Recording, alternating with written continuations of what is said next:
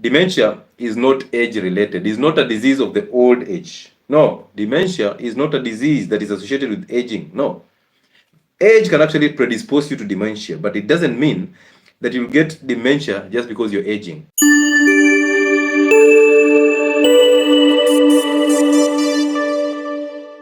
Believe me, you can reverse biological age. Ladies and gentlemen, a beauty, you can reverse biological aging, which means you can slow down the aging process. I am not telling you this so that you go and inject yourself with Botox. Ladies who are starting having these wrinkles and you go ahead and take that injection that is called Botox, that is injected to movie stars so that they can look younger. No. I am telling you that you can actually reverse aging by actually reversing or slowing down biological mechanisms of the cells, straight from the mitochondria into the nucleus and all over the cells. You clean up your cells and you get new cells. You activate stem cells in the bone marrow and they were produced, new of them, new cells are produced every single day and you become renewed. So you can actually start fixing yourself from within all the way to without. That is a beauty, right? Imagine that.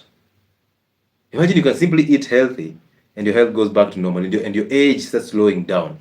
Now you'll not be afraid when somebody asks you, what is your age? You're like, do not ask ladies what their age is. No, because they'll see that 16-year-old in you, regardless of what age you are biologically. So yes, diets, fasting, exercise, doing all these things that we do here, including a cold shower, can actually slow down the aging process, and that's a beauty. Okay? And as we talk about dementia, you'll realize some of those products that you use for the skin that contain mercury mess up your kidneys and they also mess up your brain. They fry your brain and you end up starting to lose this memory. So you might be thinking, oh, I'm trying to look younger.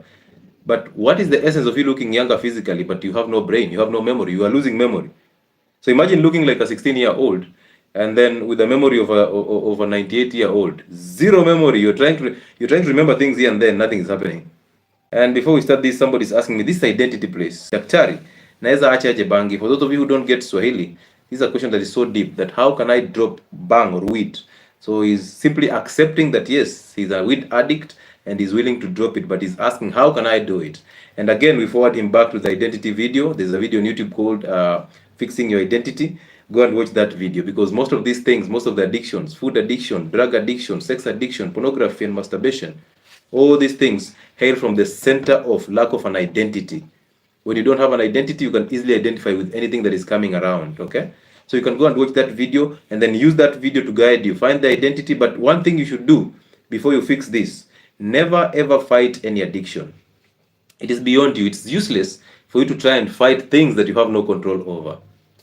Most of us constantly try to fight things that we don't have control over. Like this one, when you get into addictions, food addictions, or any type of addiction, you are unable to come out of it. Why? Because you constantly fight it. You know you're doing it the wrong way, but how would you know this is the wrong way, or how would you know this is evil when you don't have an identity? Because when you have an identity, you either identify with what is evil or what is good. So when you identify with what is good, you will easily see the evil. You will not hate it, you will discern it. Because if you hate it, it means you will become. So whatever you hate, you become. Whatever you resent, you become. So you'll not hate it. You'll simply be aware in the moment. When you're smoking, you're sure, this is a moment that I'm smoking weed. I'm intending to drop it, but this a stepwise thing. I can't fix it once. So I am here and I want to move out of this addiction. And when you accept the addiction, but you don't identify with it, so don't say, I am an addict. Do not even put titles on that. Simply know that you're smoking a weed, and in that moment in time, accept it, be aware, okay? Be conscious about it. Smoke it, and then move. That is you accepting that this is my addiction and I cannot do anything about it, and the superpower above you will take that burden off you. When he does that, it becomes easier for you to drop it, and you'll not go back to it. But when you try to fight it, you only drop it for 2 days, and you're back, and you actually compensate for those 2 days. You smoke a lot of blunts. Okay, so do not fight it. Be aware when you're doing it. Be conscious about life. Live in the present, and stick in prayer. And that burden will be taken off you. Once it's taken off you, you will look back and you'll smile at your journey. Was I that addict? Was I that guy who was defending weed addiction and saying weed is good for the mind? It's the herb. Was I the one who was saying even medical doctors have approved weed for medical purposes? So it's only fair that I can smoke it. So you look at that journey and you help other people around you to just win these addictions. Okay, weed is one of the things that actually can cause dementia. Remember, weed, the active ingredient in bang is THC. tetrahydroxycannabinol. That's the active ingredient in weed, and that's what is synthesized and purified, and it's used to provide analgesic effects, pain-killing effects in people who have terminal cancer. But what I told you about narcotics is they don't ease the pain as such. What they do, they give you euphoria, a feeling of good. You feel good. When you feel good, you forget about the pain. Just the same way you hurt your toe and you're feeling so painful on the toe, and then the next time you hurt your finger, the pain moves from the toe to the finger, and now the new pain is is the one that is more severe. That's what the weed does. So it shifts you away from all the troubles that you're going through.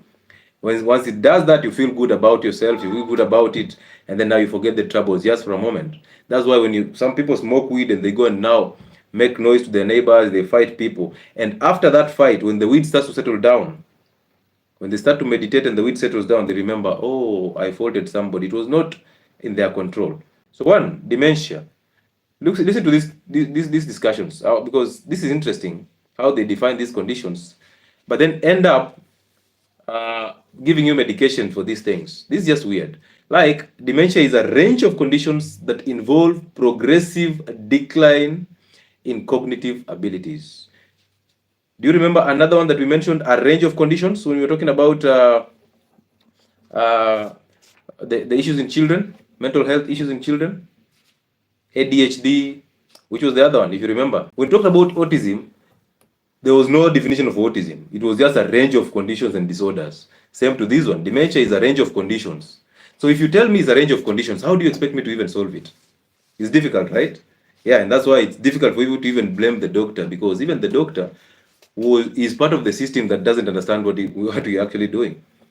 So the doctor was messed up. Let's talk about dementia. So it's a range of conditions that involve progressive decline in cognitive abilities. Progressive, which means it starts as a small deal and then it grows to become a big deal. Now, the structure of the brain.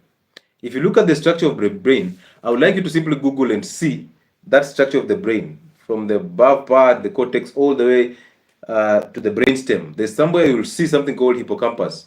If you've been here for long, you remember us talking about memory and how sleep affects memory. We talked about short-term memories, where you read something and then it sticks in the short-term memory for quite some time, about 8 hours or so. And then as you repeat it, it starts to go into the long-term memory. Do you remember that? So when we were talking about that, we talked about the hippocampus, which keeps short-term memories before they are converted into long-term memories and stored for the longest period of time. Hippocampus does that for you. However, these issues with dementia and Alzheimer's disease, there's another one that is called Huntington's disease. They hail from that hippocampus where you store your short-term memories. And it is progressive. So that is the center. And now it progresses from there to other parts of the brain. But most importantly, you see that spreading, the one that we say, is it divergence? That's what we call the centrifugal manner. So it flows into a centrifugal manner. Starts from one point and then spreads to other parts of the brain. And that's why even the symptoms are progressive. So they take some time and they start coming in slowly, but as they come in, they affect other parts of the brain. That's why you lose memory. Next time you have low cognitive function. Next time you cannot make adequate decisions. Next time you're irritable. So it spreads all over the brain, but in a progressive manner, a slow manner. That's why it takes time. And now, just because it takes time, you might tend to think that older people are the ones who are affected with dementia. That is not true. They have a higher chance of exposing the symptoms of dementia that has just been there, building up slowly. So when you think that old gentleman in your village who is losing memory, you've seen them? My grandfather died at 96 years, 2 years ago. And may his soul rest in peace. When I had the last conversation with him before I left, and I was told he's dead, he kept on repeating things. So we sat for over an hour, and at that moment in time, he reached a point where he was just craving for Coca-Cola and eggs. This is a gentleman who was eaten clean all through. And now, 2 years to the end of his life, he's craving Coca-Cola, the soda, 1 liter, and eggs. So before he has a conversation with you, you must come with those were the bare minimums. It was amazing though. So when I went back, I had not seen him in about a year or so. So when I went back, I was told, hey, now it's hard to see your grandfather because if you don't go with soda, you'll be chased away. He used to have this kafimbo. He said, kwenda bana, I don't have stories for you. So now you have to bribe him to tell you his stories. So I sat there and I took a video and I was listening to him talking this deep Luya language. And I kept on asking, what do you mean? And then when you ask him, what do you mean? Instead of him explaining, instead of him explaining to me what this term means, he repeats the story, the whole story again. I'm like, ay. Kuka, ay, kuka. So he goes rounds and rounds. So I ask, ay, kuka. And then he gets back to the same statement. You tell him, hiyo ndo nilikuwa nataka kuelewa. I wanted to understand that statement. Again, he starts the story afresh, as though you just came in. And then he asks you for another soda. He's like, so this man is taking all my sodas, but he's telling me nothing. So it's interesting. And I wonder why, when people get older, they become funny. Have you seen that?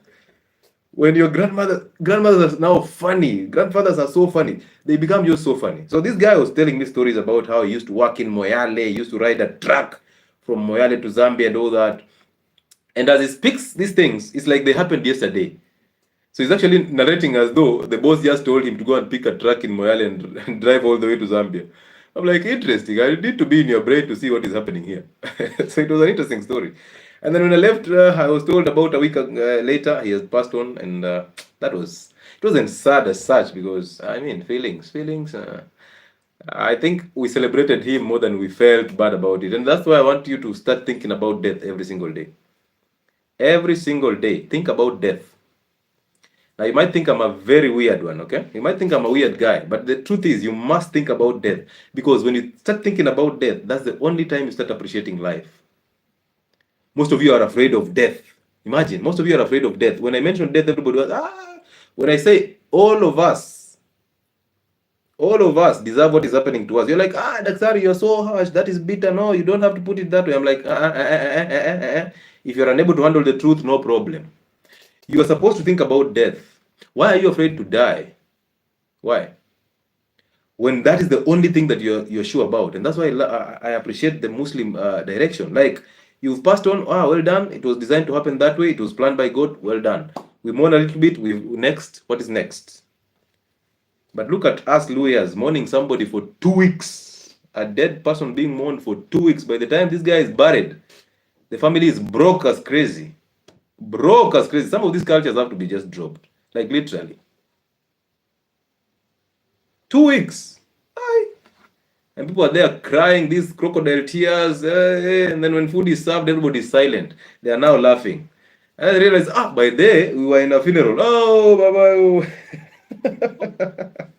Very, very crocodile tears. People are here for the food. And people compare nowadays funerals to weddings.